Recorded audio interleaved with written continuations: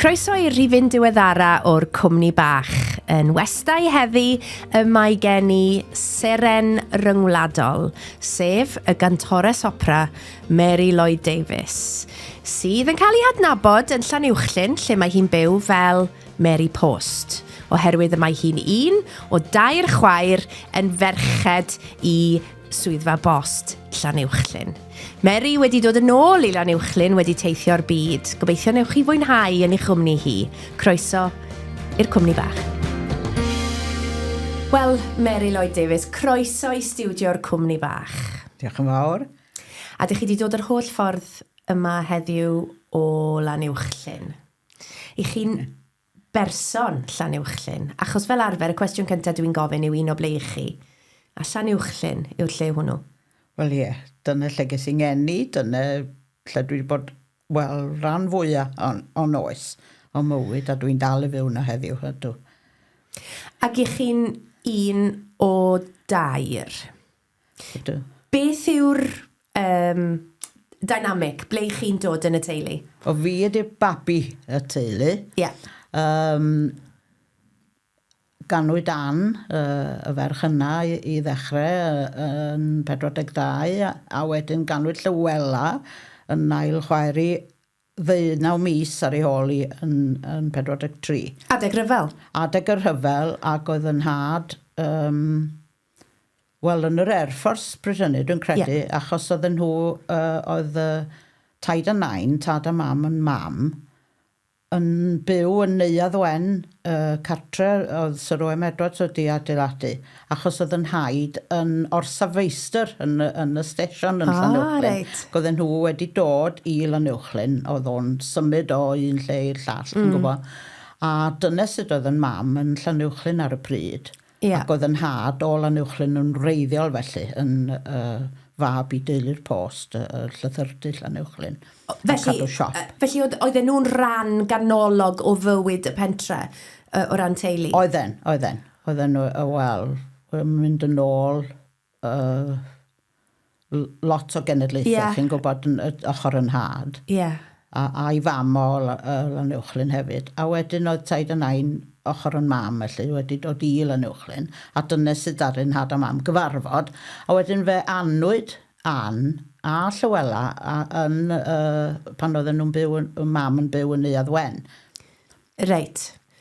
Ond wedyn mi symudon i'r post? Wel, ar nhw symud i'r post, bu farw'n haid ochr yn had, oedd yn rhedeg y post adeg ynny. Pan oedd Llywela'n 2 oed, yn 46. A nath o just syrthio'n farw wrth y bwrdd yn y gegin oedd Llywela yn ei ochr ond oedd hi'n cofio i weld o un funud yn bwydo sultanas o pwdin bara iddi a'r munud nesaf oedd o wedi disgyn ar y llawr, chi'n gwybod? Ac oedd hi'n cofio dim mwy na hynny. Ond mae hwnna'n gof plentyn iddi hi? Yndi. Un munud oedd o yno a munud nesaf oedd o wedi diflannu. Mi oedd yn byw gyda clefyd y siwgr yn doedd? Oedd am 20 mlynedd oedd. A wedyn gorfod i'n had dod yn ôl adre i redeg y busnes fel tai. Mae'n debyg mae ar ôl hynny ar nhw symud i'r post. Chi'n gwybod, achos oedd mam yn had yn byw efo ni wedyn. Dwi'n ddim rili ni chofio, ond dwi'n cofio i hangladdi a garfod eistedd ar stôl bach ac bod yn dawel yn ei hangladdi, chi'n gwybod, a dwi'n meddwl bod fi wedi gofyn i mam gyda ni weld y corff ar ôl iddi farw hefyd, a dwi'n cofio hynny, ond dwi'n cofio... Do. Gafoch chi weld? Do. Dwi wedi bod ar ryw ddiddordeb mawr mewn ffarwelio efo bobl ar ôl iddyn nhw farw. Erioed yn cofio eisiau gweld bobl, chi'n gwybod... Mae'n beth ryfedd yn diwedd. Yndi. Mae o'n rhoi... Mae'n cloi y peth i fi, i mi. A wedyn, ond dwi'n cofio fel o gwmpas y tŷ pan o'n i fach, na dim byd, chi'n gwybod? Felly mi gafodd eich tad i alw nôl o'r lliawyr, do? Drwy delegram? Wel, mae'n y delegram yng nghanol yr holl drigyrreddau oedd acw. Gan Sir Owen Edwards yn gofyn caniatad iddo fo gael dod yn ôl i redeg y busnes. Felly llythyr gan Sir Owen Edwards yn caniatau eich tad i newid yr hyn oedd e'n neud, i ddod adre ac i gychwyn ar ei waith fel pwsfeistr a redeg y busnes yna. Ac i'r byd hwn, y deithoch chi? Wel fel syniad, mae'n debyg yn y ddechrau'r 50au, neu dwi'n gwybod os mae damwen o'n un neu beth. Damwen ffortiwnus iawn. Mam wastad yn dweud, mae bachgen oedd hi wedi disgwyl i fi fod, ond yn anffodus do'n i ddim yn bachgen. Oedd hi wedi siomi yn hynny, chi'n meddwl? Dwi'n gwybod, sgennau'n syniad. Ond oedd yn had ddim, beth bynnag dwi'n gwybod, mi oeddech chi yn ferch eich tad heb ddim un amheuaeth yn doeddech. Ni'n agos iawn at yn had, o'n ni'n addoli'n had. A fynten eich addoli chi? Wel, dwi'n gwybod, oedd yn addoli'r tair o'na ni, oedd o'n ddyn caredig dros ben, ac yn addfwyn iawn, a o byth yn cyrryddu, unwaith dwi'n gofio fo'n cyrryddu fi, am fod yn ddigwylydd wrth fodryb, a dwi'n cofio hynny, a na i ddim anghofio fo Na. Oedd eich perthynas chi gyda'ch mam, chydig bach yn wahanol, oeddech chi'n dweud wrtha i'ch bod chi'n croesi clydda fe weithiau? Oedden ni yn croesi clydda fe, oedden. Dwi'n gwybod os oedden ni'n debyg mewn ffordd, ond o'n ni'n eitha ysbryd eitha rhydd ac yn licio, chi'n bod, o'n i'n licio bod yn annibynnol a wneud, falle am bod yn nhw i chwaeri yn hun na fi, ac oedd Dan wedi gadael i ysgol Breswyl i ysgol Dr Williams i ddolgella yn 11 oed. Reit. Felly o'ch chi ddim yn ei chofio mewn ffordd? Wel, dim ond edrych ymlaen i chael ei adre ar y gwyliau, mynd i nôl i yn y car efo'n had, chi'n gwybod, a cael ei chwmni hi adre bob gwyliau. Ond fi o chi na Llywela ddim yn agos at ysgol Dr Williams. Doeddech chi ddim ar unrhyw gyfri eisiau mynd? Oedden ni ddim eisiau mynd o gwbl. Na. Doedd yna'r un ffordd fysa chi'n gallu gyrru'r ddwy yna ni. So eithon ni ysgol ramadeg y merched yn y Bala. A chitha felly yn blentyn oedd yn hoffi hwyl, a chwerthin a jokes. Chi dal o'ch chi'n dweud, dwi'n hoffi jokes, hoffi chwerthin. O'n i'n licio, tynnu coes. O'n y lot o gymeriadau yn pentre Lanuwchllyn adeg hynny. Does ddim gymaint o gymeriadau.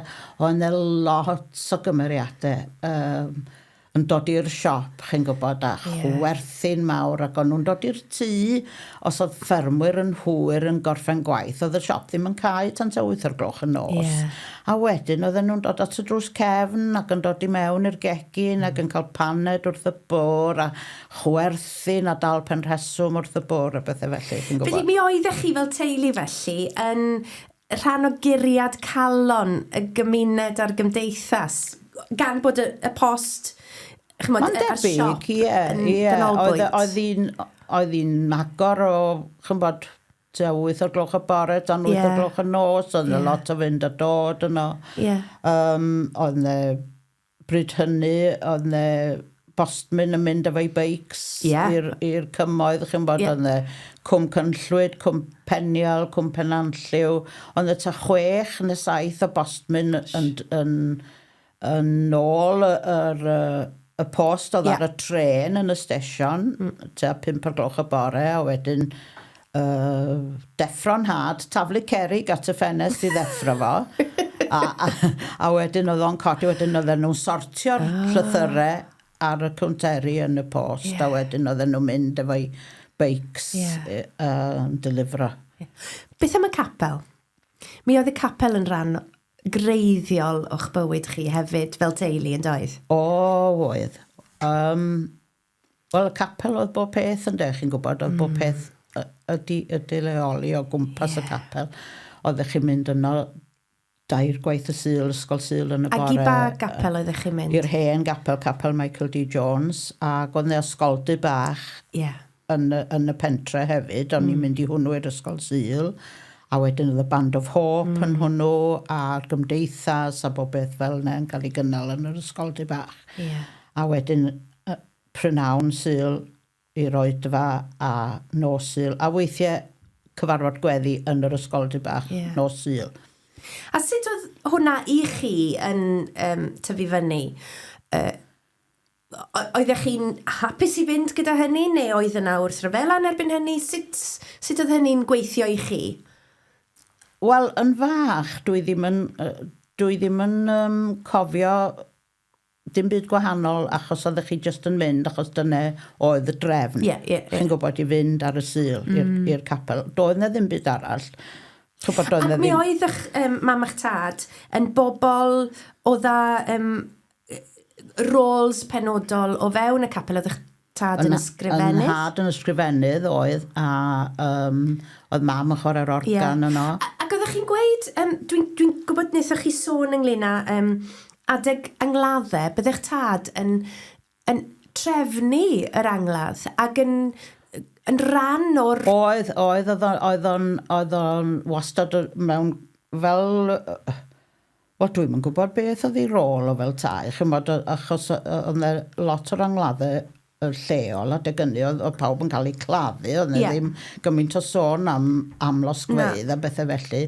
Ac oedden nhw yn rhoi yr arch ar elor, chi'n gwybod, ac oedd hi'n cael ei chludo trwy'r pentre, bobl yn dilyn, dynion yn cerdded.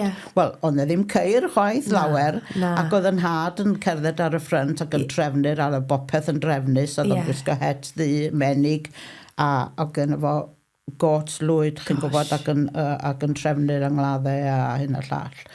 A wedyn oedd mam hefyd yn mynd efo dynes arall o'r pentre i ddiweddu corff os oedd rhywun wedi marw, oedd hi'n mynd i molchi'r corff a baratoi y corff i roed yn yr arch, chi'n gwybod, oedd. A dyn lleol oedd y saer, oedd Wyn Gytins Owen, foedd yn neud yr eirch, a mae'n debyg bod i dad o wedi neud o'i flaen, chi'n gwybod. I ni wedi dieithrio oddi wrth farwolaeth yn dyn ni yn ddiweddar. Ac mewn ffordd, i chi'n sôn am bod eich mam a'ch tad a'r gymuned yn gyfan yn cydgerdded gyda yr ymadawedig yn llythrenol, ond hefyd, chymod, i ni wedi mynd i ofni marwolaeth mewn ffordd. Wel, oedd yna lot o gefnogaeth, a mae o'n dal fel tai yn eitha clos yn Lanuwchllyn, ond dim gymaint ag oedd o. Pan oedd yna brofedigaeth yn y teulu, oedd mewn cartre, oedd yna lot o'r gymuned yn dod galw heibio, chi'n gwybod, dod i mewn, dod â bwyd, chi'n gwybod, oedd o'n beth, a mae o'n dal yn beth clos iawn o ran, dydwch bod yn gyhoeddus, oedden ni yn eitha preifat fel teulu. Ond os oedd rhywun, mae'n lot o agosatrwydd a bobl o allan sydd wedi symud o Lanuwchllyn yn dal i ddod i dalu parch ac i gefnogi y teulu sydd wedi cael profedigaeth. Golles i'n chwaer hynna wel, diwedd 22. Reit. A gaethon ni wasanaeth preifat iddi hi, jyst ni ar teulu yn y fynwent.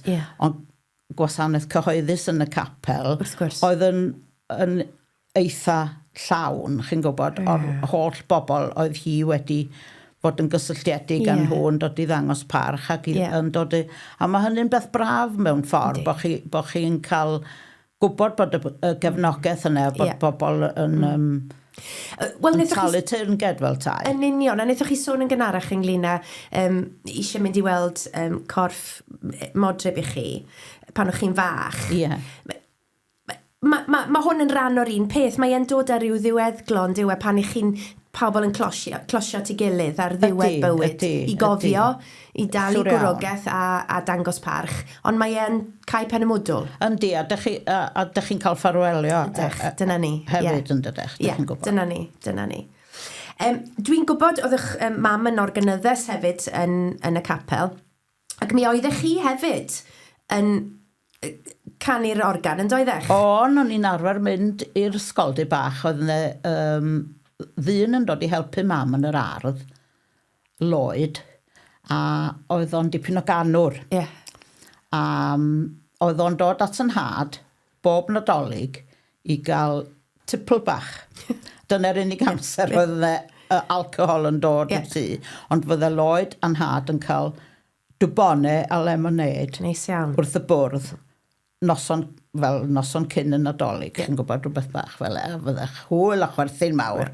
A wedyn, oedd Lloyd a'i wraig yn glanhau yr ysgol di bach. Nhw oedd yn cadw'r lle yn lan, ac oedden nhw yn glanhau. Ac o'n i wastad yn mynd yno pan oedden nhw, ac yn serenedio nhw ar yr orc. Ac achos oedd Lloyd yn licio canu, oedd yn dweud, gan i gael yr emyn yma rwan, a gan i emyn i bob un sy'n ffyddlon, a wedyn o'n i efo'r paddles yn fanno yn chwarae. Ac o'n i wrth y modd, just yn mynd o un emyn i'r llall. Ac oeddech chi'n chwarae o'r glist? Lot o'r glist. Ac mae hwnna'n rhywbeth sydd yn y teulu, dwi'n meddwl, oeddech modryb yn... Oedd chwaer mam yn glyfar iawn ar y piano, oedd hi'n gallu chwarae lot o bethau musicals, chi'n gwybod, ac o gennyn nhw recordio Paul Robeson a Winifred Atwell ar y piano. Ac oedd hwnnw ymlaen ar y radiogram. Rhywbeth at tipyn o fynd yna fe. Ac wrth gwrs o gennyn nhw Richie Thomas, Richard Rees a... David Lloyd a rhyw bethau fel eich yn gwybod. Ond oedd eich mam hefyd yn gerddorol ac yn arwain côr, ac chi wedi dod â lluniau i ni gael gweld. Mae'n lun fan hyn o gôr. Pwy sydd yn y côr yma? Beth yw'r côr sydd yn y llun? Côr plant oedd o, côr plant Lanuwchllyn. A wel, os ni'n gallu enwi nhw gyd yn y côr, i chi, maen nhw gyd yn bobl Lanuwchllyn sydd wedi magu plant yn Lanuwchllyn. Fi yw'r lleia o'n i'n 2 oed yn y côr hon. A mae lot o'n ffrindiau yn y côr, a ffrindiau Ann a Llywela yn chwiorydd i. Cyfoedion nhw, chi'n gwybod, ran fwyaf yn y côr plant. Dwi'n yn gwybod pa mor hir fe oedd y côr yn mynd ganddi... Falle ddim yn hir iawn, achos oedd Mrs Gerald Jones, mam Dafydd Iwan, wedi dod i'r pentre, a oedd hi'n gerddorol ofnadwy. Achos dwi'n cofio hi nathon ni wneud fel pasiant yn y neuadd y Christos. A oedden ni wedi gwisgo fyny i gyd, ac oedd o rhywbeth crefyddol, chi'n gwybod, oedd rhyw fath o basiant pan ddoth i'r pentre. Rhywbeth uchelgeisiol. Oedd. A phawb yn cymryd ran. Dwi'n gwybod o siarad â Edward Morris Jones ar un o'r podlediadau yma. Mae yna rhywbeth arbennig yn yr awel, dwi'n meddwl, yn Lanuwchllyn, achos o pawb yn cymryd ran yn doedden. Oedd, os o'ch chi'n gallu canu o gwbl, oeddech chi'n rhan o rhywbeth, neu os o'ch chi'n gallu actio neu rhywbeth. Chi'n gwybod, o'n lot o ddramau yn mynd ymlaen yno, fel rhyw 7 neu 8 cwmni drama ar un amser. A sawl peth arall, mae yna lun arall ohonych chi fan hyn, chithau mewn gwisg Gymreig draddodiadol yn sefyll gyda merch sy'n edrych yn fodern iawn. Merch o'r Almaen yw'r ferch yn y llun. Beth oedd yr hanes i'r llun yma? Ddoth na griw o'r Almaen drosodd yn 58, dwi'n credu oedd hi.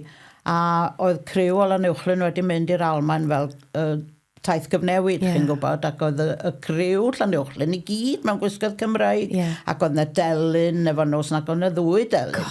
Ac oedd tad Elinor Bennett oedd o efo'r criw yr aelwyd oedden nhw. Oedden nhw i chwaer wedi mynd, a lot o bobl sydd yn dal yn fyw yn y pentre rwan wedi mynd drosodd i'r Almaen. Ac yn canu, ac yn gwneud pob math o bethau. Oedd o'n exciting iawn i ni, chi'n gwybod, achos oedd o ar ôl yr hyfel wrth gwrs yn doedd. O gathon ni griw wedyn, oedd y 2 ferch o Bulgaria neu rwle i aros acw, achos oedden nhw wedi rhoi rhyw ddesgyl bach arian i ni, chi'n gwybod, i ddiolch. Oedd lot o Batagonia'n dod wrth gwrs i Lanuwchllyn. Oedd, mae'n siŵr. Hynny yw, diwylliant a bod yn eangfrydig yn rhan naturiol o fyw. Oedd. Ac oedd 'na lot o partion core, oedd 'na gor mawr, cor Cerdant, chi'n gwybod, Godre'r Aran, y dynion wedi cychwyn yn Lanuwchllyn wrth gwrs, ac oedd 'na partion, oedd yr aelwyd yn gry iawn yno, oedd y gor aelwyd, oedd yn mynd i ddiddori i lefydd eraill, chi'n gwybod, efo'r aelwyd. Oedd o'n gry iawn. A ran fwy o'r amser, canu clasurol yn chi'n gwybod. Nawr, i unrhyw un arall, falle bydde hyn wedi bod yn chydig bach o fain tramgwydd, falle os nag o'n nhw'n hoffi cerddoriaeth. Ond i chi, Mary, mi ddwedsoch chi wrtha i pan o'n i'n gofyn beth ydych delight chi yn yr ysgol ac mi ddwedoch chi cerdd, cerdd, cerdd. Ac felly, mi oedd byw yn y byd yma lle oedd pobl nid yn unig yn gwneud ond yn gwerthfarogi pob math o ganu yn fel ar eich bysedd chi, fyswn ni'n meddwl. Wel, dwi'n cofio bod fi yn gallu neud lot o ddim byd arall, ond i ddim yn dda mewn sports, mae hynny yn sicr. Chi'n gwybod, yr unig beth o'n i dda efo sports oedd taflu discus. Reit. Ond chi'n gwybod, o'n i ddim yn rhyw hoff o bynciau academaidd. Pan o'ch chi'n blentyn, mi ddwedsoch chi, ar un adeg o'ch chi eisiau bod yn blisman. Pan o'n i'n yr ysgol gynradd, o'n i'n meddwl, mae dyna, be ti eisiau fod pan fyddi di tyfu fyny? Plismones. Plismones, o'n i'n mynd i fod. Wedyn oeddech chi'n mynd i fod yn ddoctor. Nawr, dwi'n mynd gwybod siwt o'ch chi'n mynd i fod yn ddoctor os nag o'ch chi'n hoffi pynciau falle. Wel, o'n i'n gwylio'r rhaglen ar y teledu, ond y rhaglen Your Life in Their Hands. Lle oedden nhw yn, chi'n gwybod, yn gwneud llawdriniaethau ac oeddech chi'n gweld i fewn i'r corff ac oedd hynny yn ddiddorol iawn. O'n i'n meddwl bod hynny yn ffantastig. A o'n i'n gwylio'r rhaglenni hynny trwy'r amser. A o'n i'n meddwl, sy'n ni'n licio. Hwn oedd y job i chi. Dwi yn berson sy'n licio gofalu am eraill. Chi'n gwybod, os oes rhywun di byw. Dwi'n cofio yn ysgol Sir Owen Edwards, o'n y blentyn yn sal. A fi oedd yn mynd ar plentyn, chi'n gwybod, i fod yn sic yn ymarferol ac yn cysuro. O'n i'n cysuro, mae hynny'n dod yn eitha naturiol. I'm a doer, not a thinker. Chi'n gwybod, dwi practical. Dyna dwi. Wneud dim siarad am y beth. Get on with it, wneud ynddi. A mae'n yr heswm ys i anghofio am fod yn ddoctor, athon ni noson rhieni yn ysgol uwchradd rwan. A oedd y doctor ni o'r Bala yno, a chi'n gwybod, a ys i siarad, a dweud, bod gen i ddiddordeb yna. Ydych chi'n gwybod bod chi'n gafo wneud Lladin, ac o'n i'n meddwl, na. Groesi doctor allan yn sy'n. A tu ar amser hynny, mae'n debyg bod cerddoriaeth wedi dechrau cymryd rhan eitha blaenllaw, bod pethau wedi dechrau gwella fel unawdydd, bod yna fwy o operâu yn ehangach na'r cylch lleol. Chi'n gwybod? Bo chi'n mynd a perfformio'n genedlaethol gyda'r urdd a Steddfodau? O'n i'n neud hynny erioed. Beth bynnag, Ond ar y fi ddechrau cael mwy o lwyddiant o gwmpas y 40-15 oed yma yn yr urdd, efo adrodd, canu, a bethau felly, chi'n gwybod, a nath o llais rili dechrau datblygu lot mwy. A hefyd, pan o'n i'n ysgol uwchradd, nes i ymuno efo cor dyfrdwy a chlwyd. Oedd yn gor o 200 o bobl oedd yn cyfarfod i wneud gweithiau mawr fel dioddefaint yn ôl St Matthew, Bach, Haydn, Nelson Mas a bethau felly, chi'n gwybod, a Elijah Mendelssohn. Oedd cerddorfa Philharmonic Lerpwl yn dod i Gorwen a Sir Charles Groves yn arwen. Wel, fi oedd yr aelod ienga yn y cor, a o'n i wedi mynd i hwnnw gan bod yna barti gor bach ohono ni wedi mynd i wneud rhan just coral yn y dioddefaint gen Bach efo na thrawes cerdd, chi'n gwybod. Ac ar ôl hynny, o'n i'n aelod o'r cor. O'n i eisiau bod yn y cor, chi'n gwybod, achos o'n i'n gallu eistedd yn ochr altos ffantastig. Henach lot na fi, ond lleisiau anhygoel. A wedyn o'n i'n gwrando arnyn nhw'n canu ac yn falle efelychu nhw chydig bach. Yn cynhyrchu sain. Cynhyrchu sain tebyg iddyn nhw. Achos o'n gantorion da iawn yn Lanuwchllyn. Oedd yn y capel yn canu alto. Gwych, chi'n gwybod, ond y faswyr gwych yn Lanuwchllyn. Tu ôl i fi yn y capel, a wedyn o'n i'n gwrando arnyn nhw trwy'r amser ac o'n i'n meddwl, waw! am leisiau ynddo, chi'n gwybod? Ie. Nawr, dwi'n gwybod o'ch chi'n dweud cerdd, ac mae ganddo chi ddiddordeb mewn cerddoriaeth o bob math. Chi wedi sôn am wahanol fathau o gerddoriaeth eisoes. Ond dwi'n gwybod, mi ddwetsoch chi wrtha i mae cerddoriaeth glasurol yn anad yr un math arall o gerddoriaeth yw'r peth sydd yn codi'ch enaid chi. Mi helpodd adeg cyfnod clo? Do. Mae gennau lot o recordiau, CDs a bethau felly, ond trwy rhyw hap nes i ddigwydd yn ystod y cyfnod clo, ond y adegau pan oedd rhywun yn gallu mynd yn isel, yn gallu teimlo rhyw unigrwydd ofnadwy achos oedd chi ddim yn cael gweld gweddill eich teulu, ond neb yn mynd i'n man, o'ch chi'n gallu cerdded yn y pentre, o'ch chi'n gafo cadw pellter o wrth baw. Ac oedd hwnna'n anaturiol yn does? Anaturiol ofnadwy. Ac oedd yna gyfnodau yn dod, a dwi'n cofio un diwrnod es i ar YouTube i edrych am rhywbeth. Ddes i ar draws y dyn ma yn chwarae'r piano.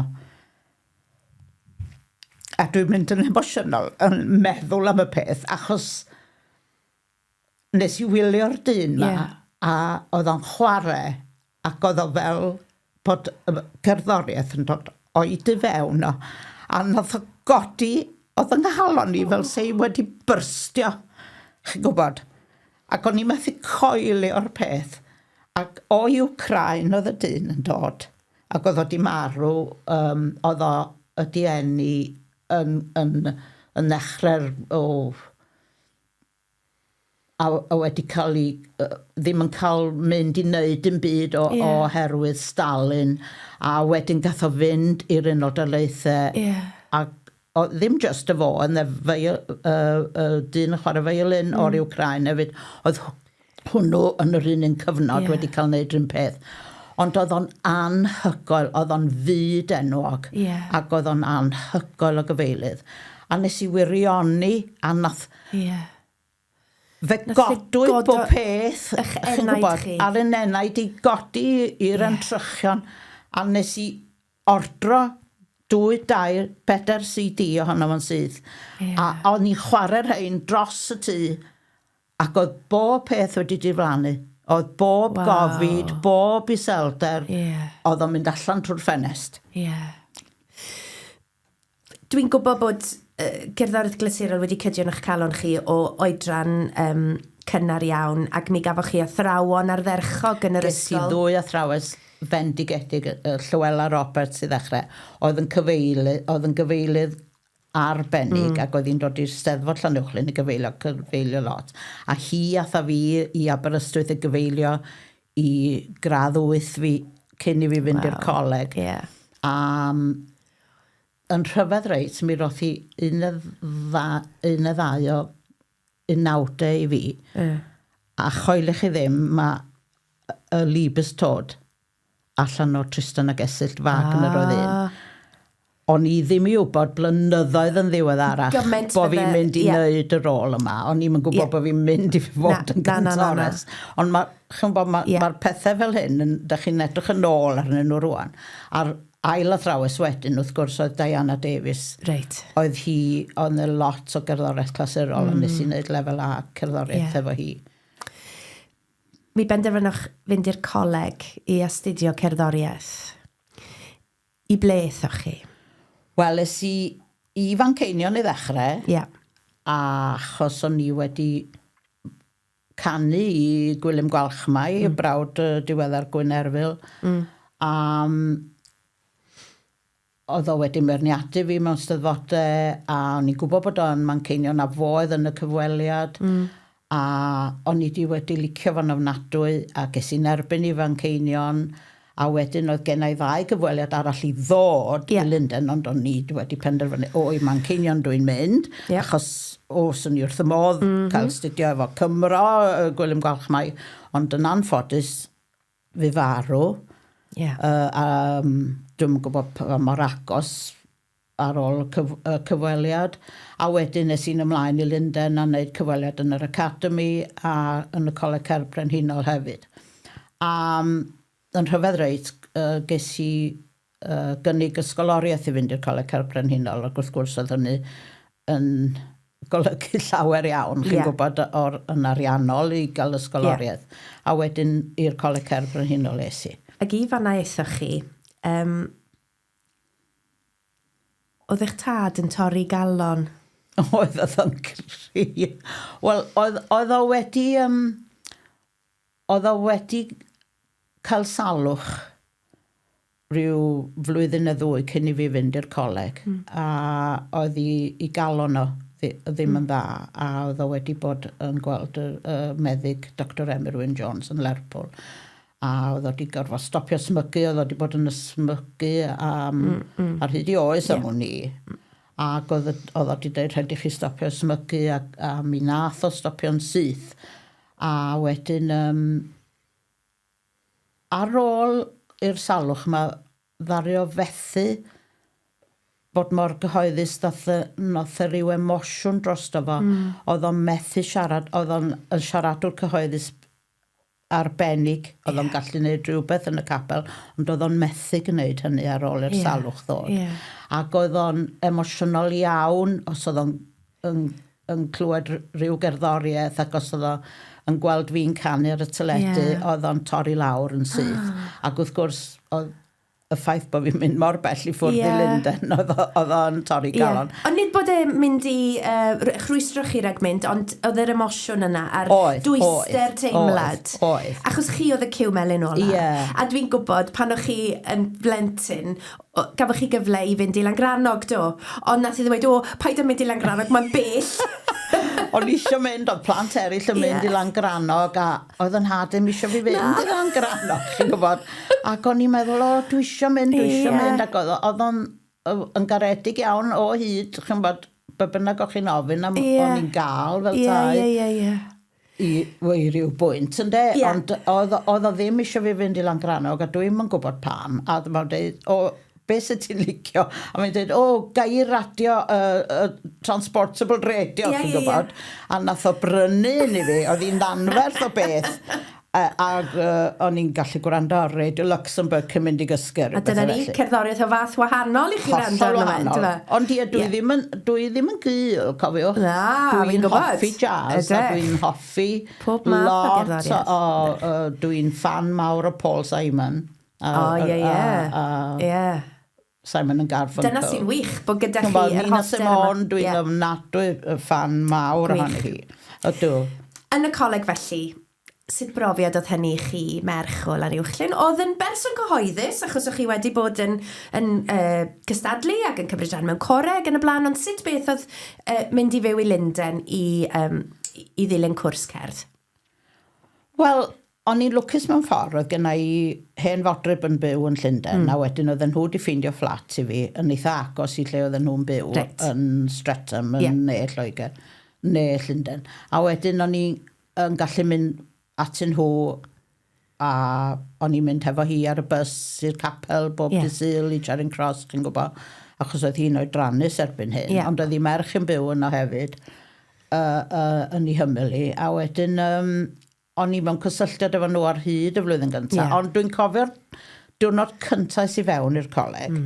O'n i wedi bod lawr yn y canteen, lawr y stair, ac o'n i'n dod i fyny'r stair yn ôl, a basiodd rhywun fi, ddau berson, a dyma'r person basiodd fi yn stopio a dweud, Mary Lloyd-Davies!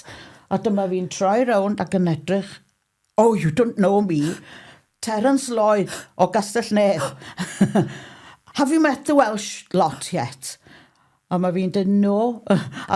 Come with me. A dyma fo lawr a fi i'r canteen a cyflwyno fi i'r Cymru. Ac oedden ni'r Cymru yn siario ac yn eistedd wrth y bwrdd efo'n gilydd fel bwndel. Chi'n gwybod, oedd y pianyddion yn eistedd efo'i gilydd.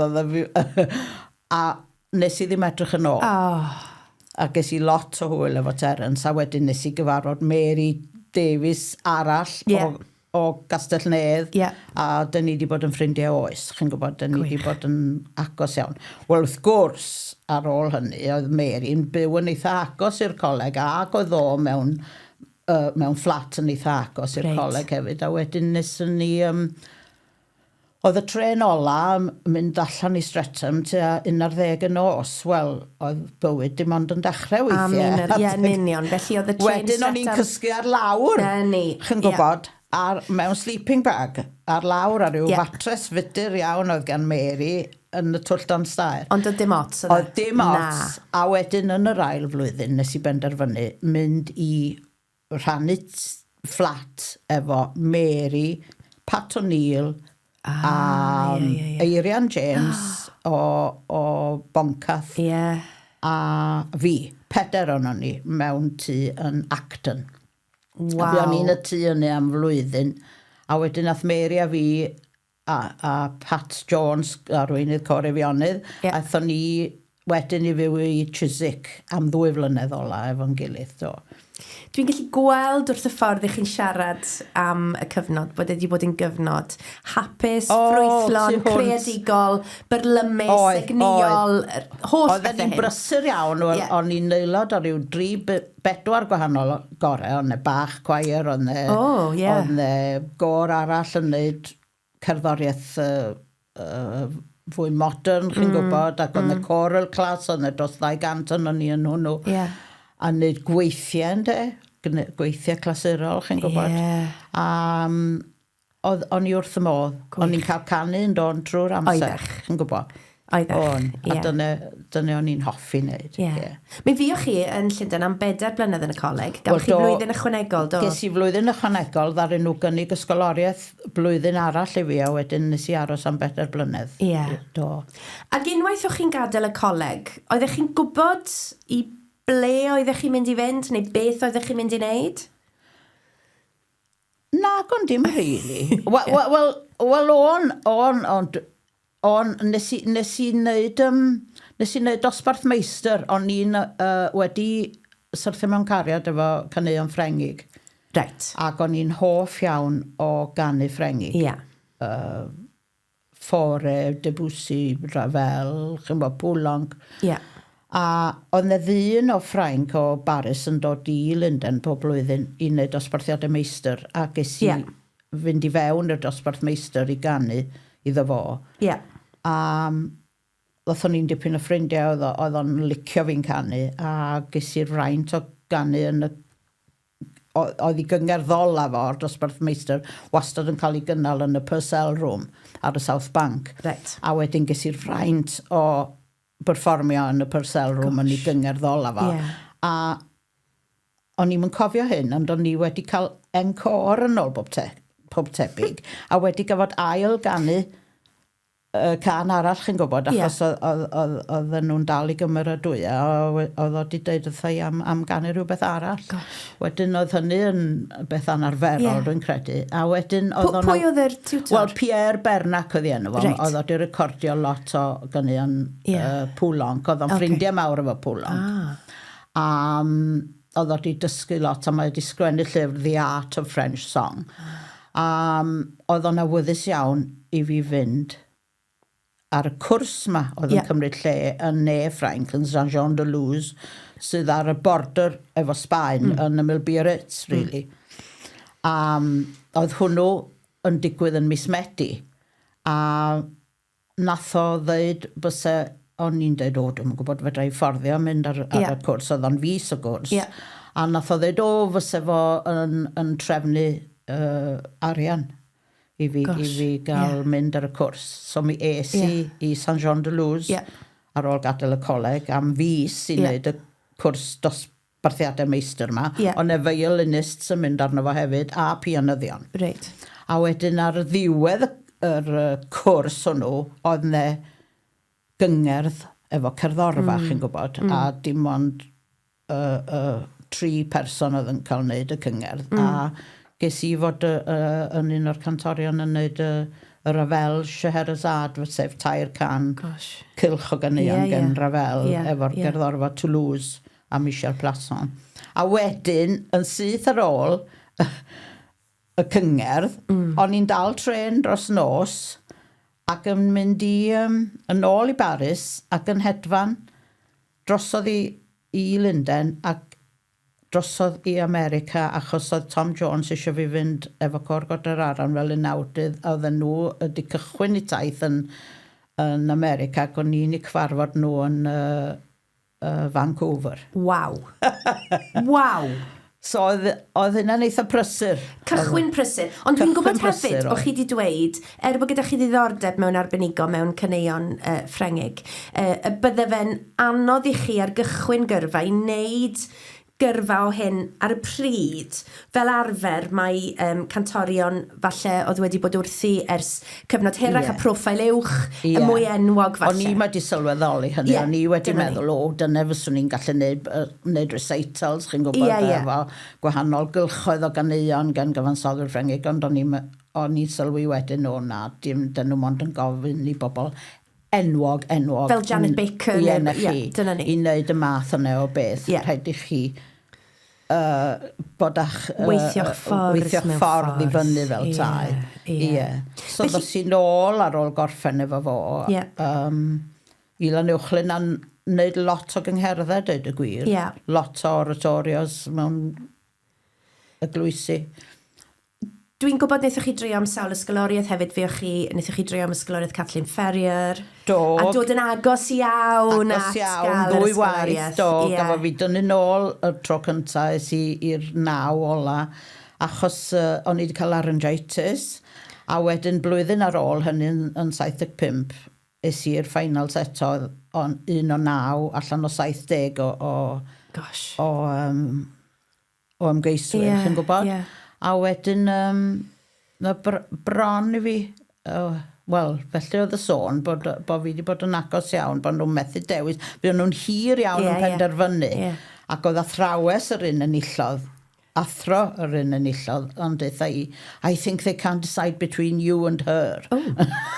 Ond her gafodd e. Ie, a nath hi yrfa llwyddiannus iawn yn Covent Garden o Australia oedd hi'n dod. Reit. Ond dwi'n gwybod eithaf chi mlaen wedyn ni drio am ysgoloriaethau eraill. O do'n fian iawn a dweud y gwir ar ôl y Ferrier, oedd ysgoloriaeth arall yn ymlaen, sef y Miriam Lysette. A yn Ffrengig oedd hwnnw ar gyfer astudio yn Ffrainc, a nilles i hwnnw. Ac mi gafoch hwnnw. Do, mi ges i hwnnw. A oedd Dame Eva Turner, oedd hi wedi arbenigo mewn canu Ffrengig, chi'n gwybod, ac oedd hi yn un o'r beirniad. Ges i fynd i gael te hefo hi yn tŷ rhyw ddyn o Sir Drafaldwyn oedd yn gofyn i fi, o'n i wedi gyfarfod, oedd o'n gofyn i fi fynd i ganu mewn nosweithiau Sir Drafaldwyn ac oedd o'n gyfeilydd da, chi'n gwybod, ac oedd o'n nabod Dame Eva Turner yn dda iawn. So ges i fynd i'w dio a cael te efo hi. Waw. Do. Dwi'n gwybod yn ystod y cyfnod yma hefyd, achos fel mezzo soprano roeddech chi'n canu i ddechrau, Ie. Ac mi nath eich athro Ffrengig chi ddweud bod mae dramatic soprano ddylsech chi fod. Wel, dim dylswn i fod, be ddudodd oedd... Y bysech chi te? Oedd o'n rhagweld pan fyswn ni yn 30au, fysa'r llais wedi datblygu mwy, ac oedd o'n gweld byswn ni yn mynd ar drywydd bod yn dramatic soprano. A dyna'n union ddigwyddodd yn rhyfeddol oedd. Oedd y llais yn tyfu mwy a mwy am byd o'ch chi'n ganu ar roles, chi'n gwybod yr gweithiau oratorio neu cyngherddau. O'n i yn wastad yn wneud unawdau operatig yn y cyngherddau yma. Ond chi'n gwybod, rei mezzo oedd just yn mynd i'r nodau ucha yn achlysurol yn de, chi'n gwybod. Beth bynnag es i yn nechrau'r 80au, nes i wneud cyfweliad i ryw asiantwyr yn Llundain a canu unawd mezzo iddyn nhw a canu unawd soprano allan o un o operâu Wagner dyna sydd digwyddodd o dweud y gwir. Dwi'n credu mae'r dyfyniad oedd gan yr asiant, we think you should be singing soprano. Ie, dyna A dyna mi oedd. Ac o'n i'n eitha sioct, ond chi'n gwybod, oedden nhw'n dweud bod y llais yn pingio ac yn fwy bright fel soprano. A dwi'n yn gwybod os mae dyna'r heswm ddaren nhw gymryd i mlaen neu be, ond fe ddaren nhw yng Nghymru i mlaen, a mewn chydig wythnosau ar ôl hynny, oedd gennyn nhw perfformio'r cyngherdd o Tannhäuser Wagner yn dod i fyny. Ac oedden nhw eisiau fi wneud rhan Elizabeth yn hwnnw. Ac o'n i wirioneddol ddim yn gwybod llawer oedd yn byd am Wagner. Chi'n gwybod, oedd o ddim yn wedi dod ar yn rhestr i o gwbl, oedd Verdi yna, oedd Mozart yna, chi'n gwybod, ond dyma chi gerddoriaeth bwerus, rymus, gyhyrog yw cerddoriaeth Wagner. A operâu hir. Hir, iawn. Chi'n gwybod, pan nes i edrych i fewn i'r peth. Chi'n gwybod, a wedyn, wel, nes i'n llythrenol neidio fewn i'r dofn yn syth, do. A dysgu yr rhan Elizabeth. Oedd yn eitha anodd i ddechrau, achos o'ch chi'n gafod, oedd y llais yn gyson yn gafod bod fel e, ond o'ch chi just yn dod i arfer ar peth am hynny. A yn y gyda'r Chelsea Opera Group oeddech chi'n canu y Tannhäuser? Ie, a nes i wneud o wedyn hefo nhw yn nes ymlaen yn y 90au, a hefyd wneud Senta hefo nhw hefyd yn Fliegende Hollander, Flying Dutchman felly ynddi. Achos mi gychwynnoch chi opera yn yr 80au, dyna pryd ddechreuoch chi, a gymunoch chi gyda y corws yn Glaenborn ar ddechrau. Nes i gwmni Glaenborn nes i wneud cyfweliad iddyn nhw yn 81 a cael cynnig swydd efo nhw yn 82. Ie. Ac yn canu hefyd yn ysmlaen gyda chorws Covent Garden? Wel, nes i ymuno fo, oedd Glaenborn, o'n i just yn mynd i fod yn am flwyddyn. O'n i wedi bwriadu mynd yn ôl yna, a wrth gwrs ar ôl iddyn nhw orffen i fel i season nhw yn Glaenborn, maen nhw'n mynd ar tŵr wedyn, chi'n gwybod i wahanol drefi. A tra o'n i'n neud y tŵr efo nhw, o'n i hefyd wedi wneud cyfweliad i Covent Garden, ac o'n i'n neud Covent Garden hefyd, y corws yn fanno ar y pryd, ac yn teithio o Chippenham ynde, chi'n gwybod, i lawr. Mary, dwi'n teimlo'n flynedig jyst yn clywed chi'n sôn am nid yn unig y teithio, ond yr ymarfer, yr perfformiadau yma, yr emosiynau mawr yma gan y blaen. Ti ar adeg yma, mi briodsoch, do? Do, ar ôl, wel, yr ail flwyddyn ar ôl Glaenborn, o'n i wedi prodi, a wedyn y blwyddyn ar ôl hynny, o'n i wedi mynd yn feichiog. Wedyn nes i ddim canu llawer yn ystod y blwyddyn honno. Pethau mawr bywyd yn digwydd i chi, yn ogystal ar perfformiadau hynod emosiynol yma, hynod sydd yn gofyn llawer ohona chi, nid yn unig yn feddyliol, yn emosiynol, yn gorfforol hefyd. Mi wnaethoch priodi a dod yn fam mewn cwta chydig flynyddoedd. Do, wel, just y pethau ma'n digwydd yn dydyn, maen nhw'n digwydd a ydych chi'n gafod delio efo nhw. A mi wnaethoch? Wel, ie, y peth oedd, chi'n gwybod, ydych chi angen, fedrwch chi'n eistedd yn ôl a peidio wneud, os ydych chi'n cael, wel o'n i yn llawrydd wedi bod ar hyd o fy oes. O'ch chi'n cael cymryd y gwaith pan o'ch chi'n cael ei gynnig. O'ch chi'n deall beth dwi'n feddwl. O'n i ddim rili eisiau bod yn y corus yn llawn amser. O'n i eisiau canu ar ben yn hun, chi'n gwybod. A wedyn just rhyw hwb ymlaen i fi oedd bod yn y corus. A mi fuodd o'n hwb ymlaen i fi, achos yr ail, ar ôl fi atel Glaenborn, nathon nhw gynnig eilio prif ran i fi y flwyddyn ganlynol, a fe sy'n eilio Elizabeth Vaughan yn Fidelio, chi'n gwybod? Wel, mewn faint o flynyddoedd wedyn, dydwch, o dim llawer wedyn, ar ôl fi fynd i Cwmni Opera Cymru a cael cynnig swydd efo nhw, nath nhw gynnig prif ran ffidelio i fi yn 87, chi'n gwybod?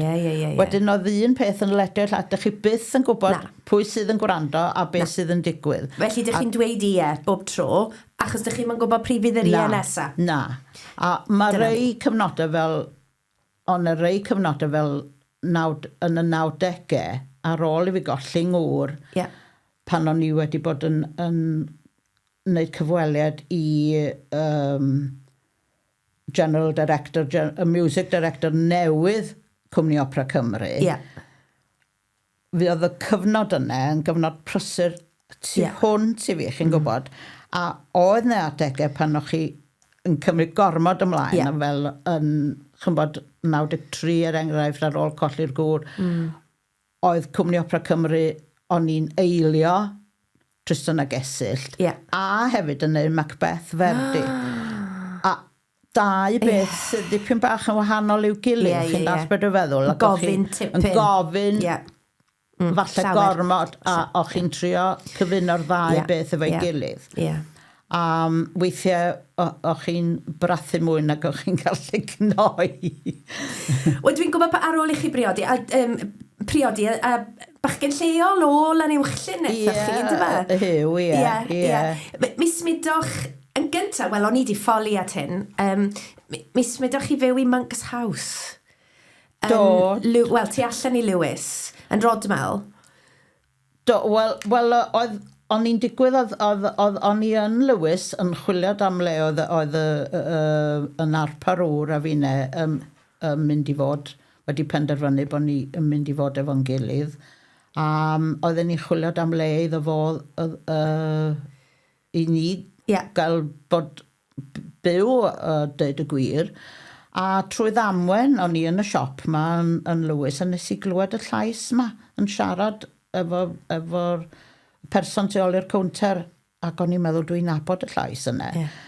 Americanes oedd hi. A nes i fynd rownd y gornel ac edrych a pwy oedd hi, ond ffrind i fi. Oedd wedi bod yn ne Ffrainc efo fi.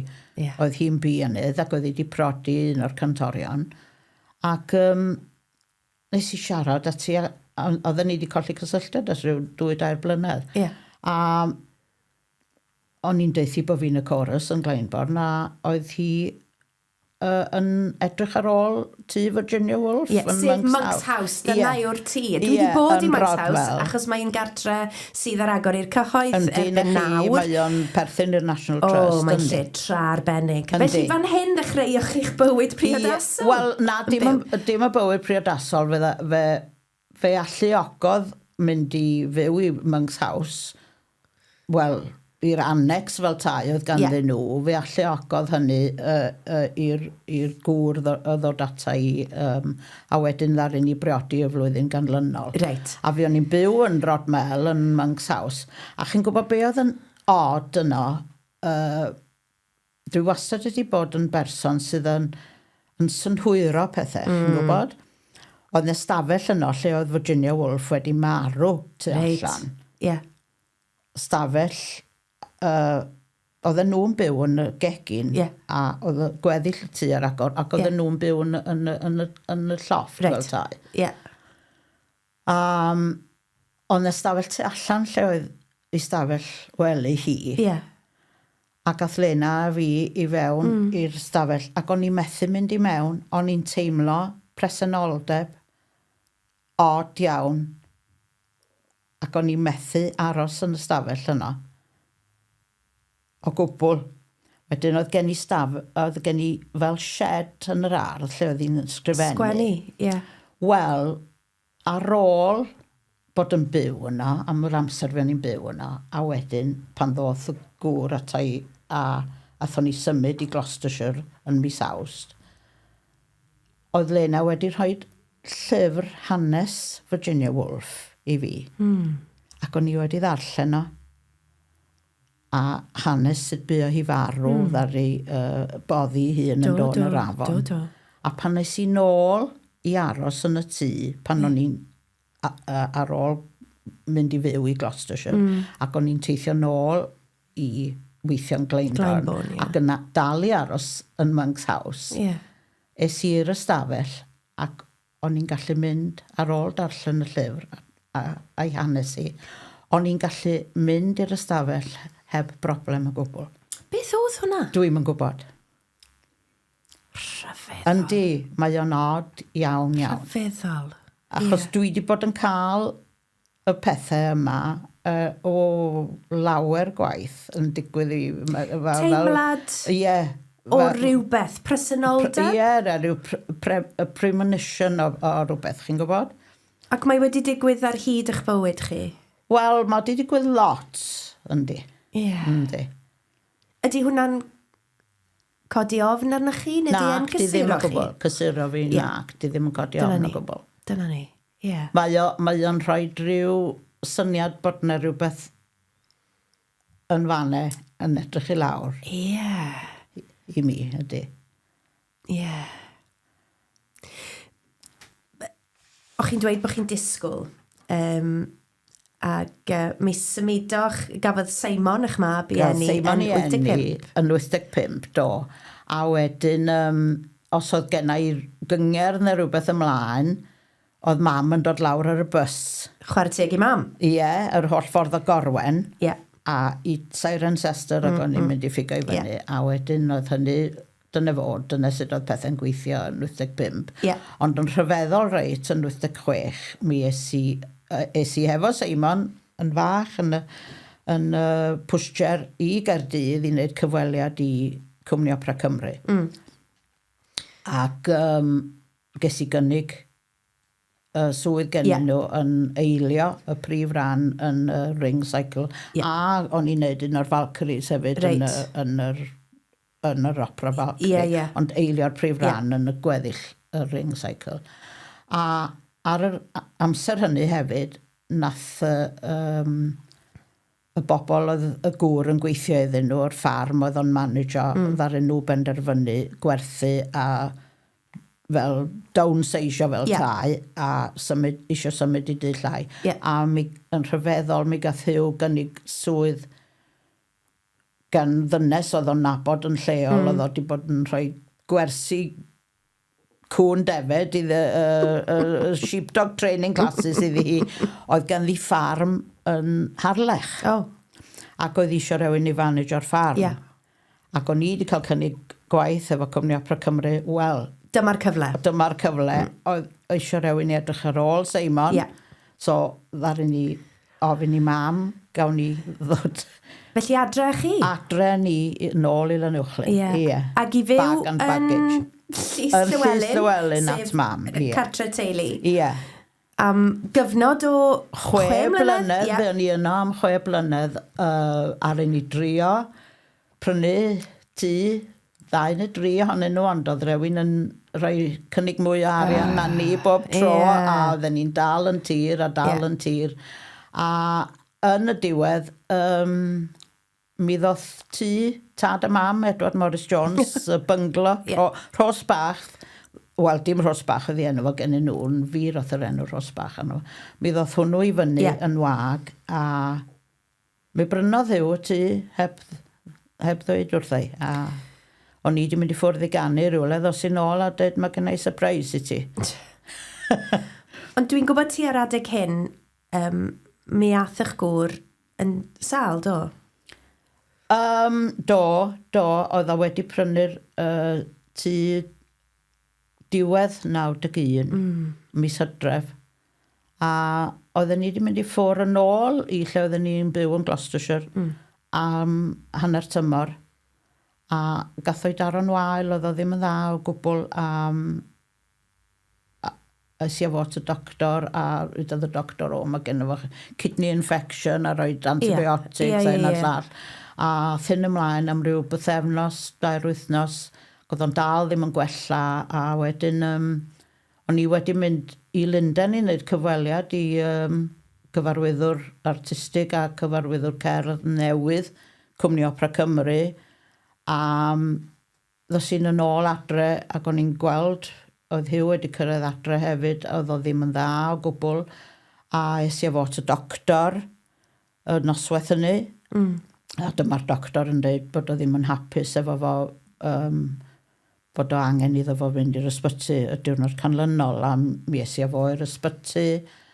A yn anffodus, o'n i'n methu mynd i weld y diwrnod ar ôl iddo fo fynd i fewn, achos oedd genna i perfformiad o Meseia yn Mhwllheli.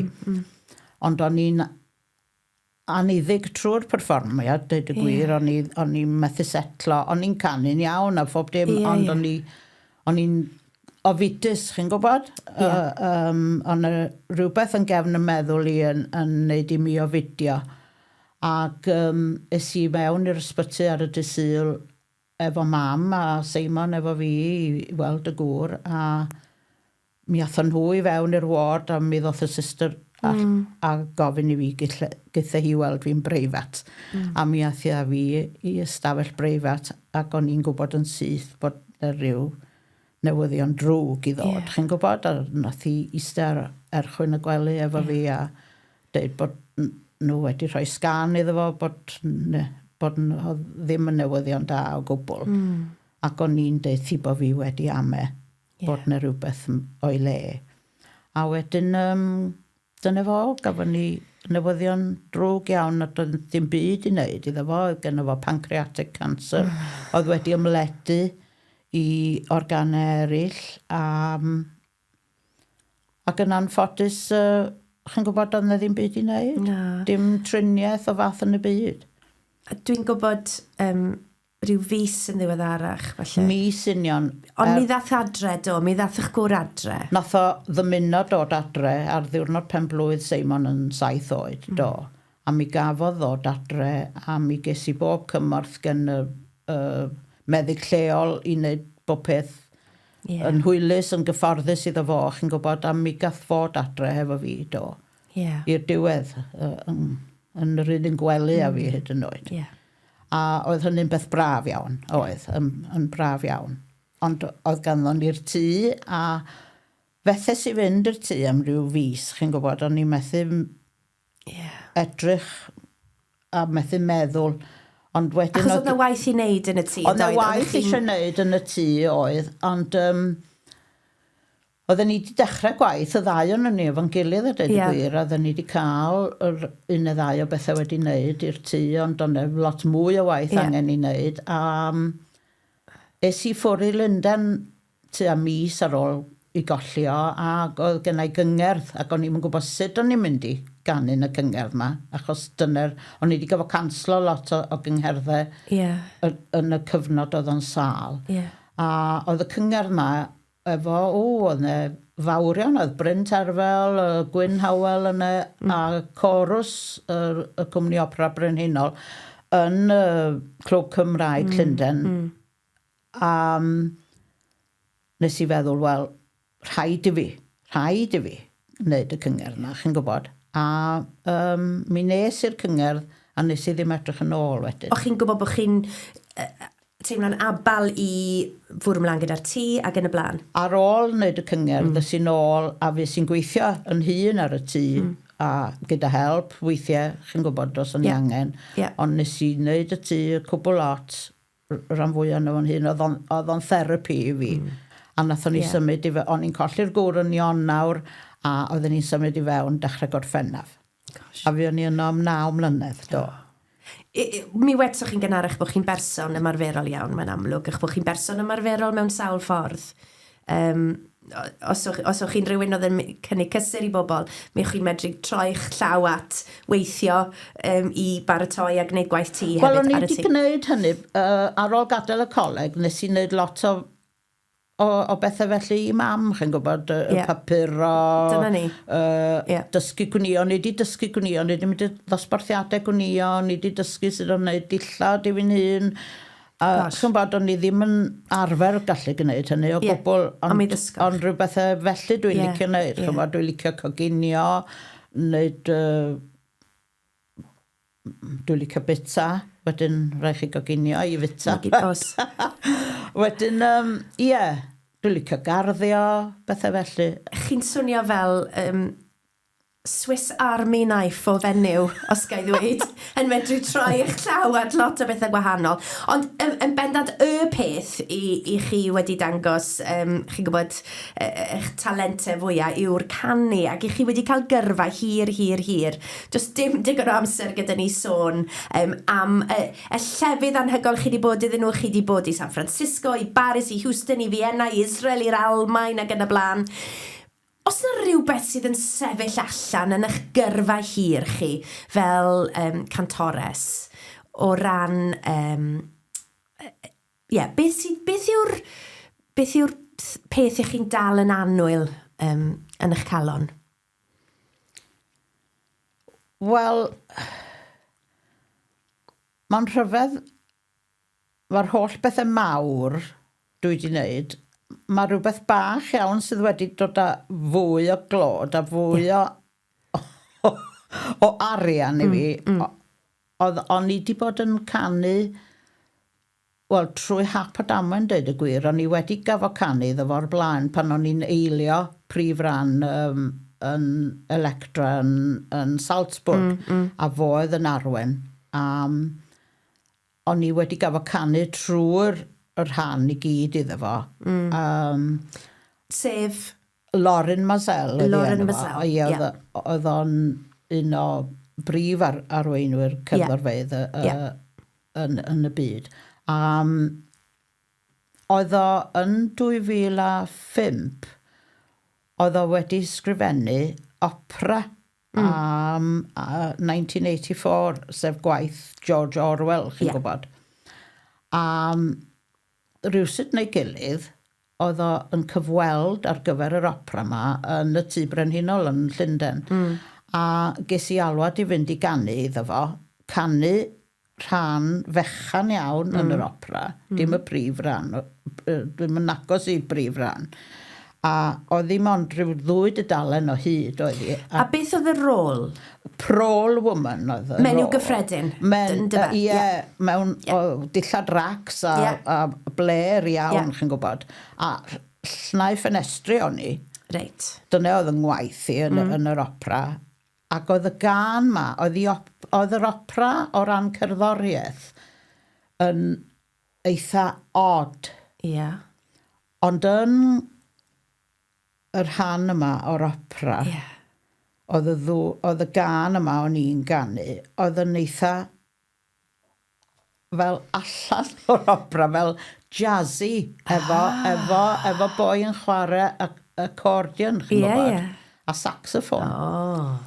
Ac oedd o'n odd, oedd arn. A anyway, mi ges i'r rhan gyda fo, ac o'n nes i wneud i yn y tŷ brenhinol. Wel, blynyddoedd yn ddiweddarach, ges i alwad ffôn, o'n i'n gweithio yn ganolfan William Mathias erbyn hyn yn Gaernarfon yn dysgu. A ges i alwad ffôn yn gofyn os o'n i'n rhydd i fynd i Sbaen. I Valencia. I ganu y rhan, achos mae fo oedd cyfarwyddwr cerdd Valencia ar y pryd. A wrth gwrs nes i ddeud, yndw, nes i wneud yn siŵr bod fi'n rhydd, ond i just yn gafro, canslo, cael rhywun arall i lenwi fewn i fi yn canolfan William Mathias. A ges i drosodd i Valencia i ganu hon. Wel, yn rhyfedd reit y tro cynta, oedd nhw wedi cael floods yno, ac oedd y set 1984 wedi cael ei dyfetha yn y basement. So gathon ni'n wneud yr opera o gwbl. Ond oedd o wedi wneud yn siŵr bod y cantorion i gyd bod ni'n mynd i wneud cyngherddau efo'r gerddorfa yn y provinces i bobl oedd ddim yn gallu fforddio mynd i wrando ar opera, cael clywed. Wedyn rhyw glip bach efo cantor arall o'n i'n wneud yn ystod y cyfnod cyntaf. Ond oedden nhw wedi cael gwahoddiad, medden nhw wrth i y cast o'n, bod nhw yn mynd â hi i La Scala, i Milan. Ac o'n i'n meddwl, does y neb wedi sôn am hynny wrth i. A anyway, o'n i'n methu deall, Wel, o'n i'n mynd i greu helynt am y peth, achos oedd o'n byd o busnes i dweud y gwir, ti'n gwybod. Ond oedd yna ryw elfen o siom yn ddech chi? Ond y siom, ofnadwy bod y lleill wedi cael gwahoddiad, a do ni ddim. Wel, mi gafoch llwyddiant ysgubol, do? Do, wel, ar nhw ffindio allan yn y diwedd, o'n nhw'n neud rhyw esgus bod nhw wedi colli'n rhyw ffôn i hyn a llall. Ta waith am hynny, pan ddoth y cyfnod, pan oedden nhw yn Milan yn 2008, o'n ni ar y pryd yn neud Hansel a Gretel efo Cwmni Opera Cymru. Ac o'n i adre y penwythnos yn Lanuwchllyn, a dyma'r ffôn yn mynd ar Brynawn dy Sul. A dyma nhw yn deud mae Milan a La Scala oedd ar y ffôn, ac o'n i sort of, methu credu'r peth, a dyma nhw'n deud, ydych chi'n rhydd i ddod i ganu y rhan y Prol Woman i Maestro Mazel, achos dydy o ddim yn hapus efo'r fenyw sydd yn neud o ar hyn o bryd, rhyw Americanus oedd hi. A fel dwi'n deall, oedd hi wedi brwsio fo fyny fforong, ac oedd chi ddim yn neud hynny efo Maestro, chi'n gwybod. A nes i garfod ffonio Cwmni Opera Cymru, ofyn i caniatad nhw, fysa nhw'n rhyddhau fi am wythnos. A peth nesaf, o'n i'n hedfan allan i Milan. Dwi'n meddwl mai ymateb y maestro oedd, am I glad to see you? Oedd o'n dod yn ei gar chauffeur-driven, y Rolls Royce ma, a dyma fo'n agor y ffenest. O'n i'n mynd ar yn ffordd i'r tu opera, ar y pafin, a dyma fo'n agor y ffenest, a ma'n dweud, boy, am I glad to see you? A chi'n gwybod be oedd yn odd yn y stafell wisgo fi, o ges i'n rhin fel brenhines, heb air o gelwydd, ond oedd y fenyw oedd i fod i wneud y rhan, nath i eistedd ar ei ffenol, y tu allan i ddrws yn y stafell wisgo fi, i bob perfformiad o'n i'n neud. Ac o'n i yn gwrtais, o'n i'n dweud, helo, ac o'n i'n meddwl, be wyt ti'n neud yn fan hyn? Wyt ti'n meddwl bod fi'n mynd i faglu a torri nghoes neu rhywbeth? Neu dwi'n mynd i fynd y sal? Oedd o'n mor od. Rhyw fath o rhywbeth seicolegol. Dwi'n yn gwybod. Oedd hi'n eistedd yn darllen llyfr ar ei ffenol ar y llawr tu allan i'n stafell wisgo fi. Ac o'n i'n meddwl, mae hyn yn od. Ond oedd hi wedi ateb o'n ôl neu rhywbeth, ac oedd o ddim yn hapus o gwbl. A wedyn, chi'n gwybod, dwi'n dweud bod y rôl mor fach, be ddigwyddodd wedyn yn 2010, ges i alwad ffôn o Vienna, oedd o yn mynd o gwmpas Ewrop efo'r Vienna Philharmonic yn neud cyfres o gyngherddau, yn gorffen yn y Barbican yn Llundain, neu cyngherddol nhw. A ges i alwad ffôn yn gofyn, oedd o wedi wneud addasiad o'r gwaith i'r gerddorfa. A'r unig ran unawdol oedd o wedi rhoi i fewn yn yr addasiad oedd yn rhan i, a fyswn ni'n gallu mynd i Vienna i ganu, i ddathlu i ben blwyddyn 80. So ges i'r rhaint o fynd i La Scala, i Milan, i ganu'r ddwy tudalen yma yn sefyll yn y gerddorfa. Oedd o'n anhygoel. I chi wedi cael gyrfa aruthrol ac yn parhau i ganu, i chi dysgu hefyd, fel wnaethoch chi sôn, i chi wedi bod yn dysgu yng Nghanolfan Williams Matthias ers blynyddoedd, ac yn parhau i ddysgu hefyd. I chi gadael yma heddi, fynd i roi gwers, dwi'n meddwl, prynawn yma. Felly, yn parhau i wneud. Ond ac yn byw yn Lanuwchllyn, yn byw adre yn y cartre. Yn y cartre, lle gafoch chi'ch magu? Ie, lle ges i'n magu. Y cylch yn dod yn ôl. A dwi'n gwybod eich bod chi ar rhan fawr y mywyd capel yn Lanuwchllyn o hyd. Mae'n dal i fod yn bwysig i chi. I chi'n canu'r organ. I chi'n codi canu hefyd. Mi wnaethoch chi ddisgrifio wrtho i'n gynharach sut ych chi'n neud yn sefyll yn y blaen ac yn y blaen. Dwi'n meddwl bod rhaid i fi ddod i'r capel yn Lanuwchllyn i gael profi y profiad yma o'ch cael chi yn codi canu. Yn dal i fod yn rhan o'r gymdeithas a'r gymuned. Fi oedd yn rhan o'ch creu chi, yn rhan o'ch cynnal chi hefyd yn ystod eich gyrfa, yn sicrhau bod gan Simon gartre cyson pan oedd eich gŵr yn gweithio, chi'n gweithio gan y blaen. A dwi'n gwybod bod y gymuned a'r gymdeithas fanna yn bwysig i chi. Dwi'n gwybod pan o'ch chi'n coleg, mi gafoch lythyr wrth eich tad. Pan o'ch chi wedi mynd i ffwrdd, ac mi anfonodd e'n neges, a gan y llythyr oedd e'n dweud rhywbeth ynglyn â, ti wedi cael gweld llawer o'r byd. O'n i yn Vermont o'n i ar y pryd, o'n i wedi mynd i ganu mewn opera, a y tro cyntaf i fod i ffwrdd dros y Nadolig. Reit, a dros Dolig, ac oedd hwnna siwr oedd yn bwysig. Oedd. A'ch tad oedd wedi bod yn drist iawn bod chi wedi mynd i'r coleg yn falch, dwi'n siŵr, yn anfon neges ac yn dweud, ti wedi gweld llawer o'r byd, ond mae'n werth droi'n alltid ambell dro a chofia bod ti'n cadw dy draed ar y ddeiar. Ie. A dwi'n meddwl bod chi wedi gwneud hynny, Mary. Wel, dwi'n gobeithio bod o'n edrych i lawr arna i a bod o wedi blesio bod fi wedi wneud yn o lew. Dwi'n gobeithio bod o'n teimlo hynny. Dwi'n meddwl, Mary, bod ni'n gallu bod yn sicr o hynny. Mary Lloyd-Davies, diolch yn fawr i chi am eich cwmni chi heddi yn y cwmni bach. Diolch i chi am y gwahoddiad. Mi fedra ni bod wedi parhau ar sgwrs am sawl sesiwn arall, ond am y tro. Diolch yn fawr. Croeso.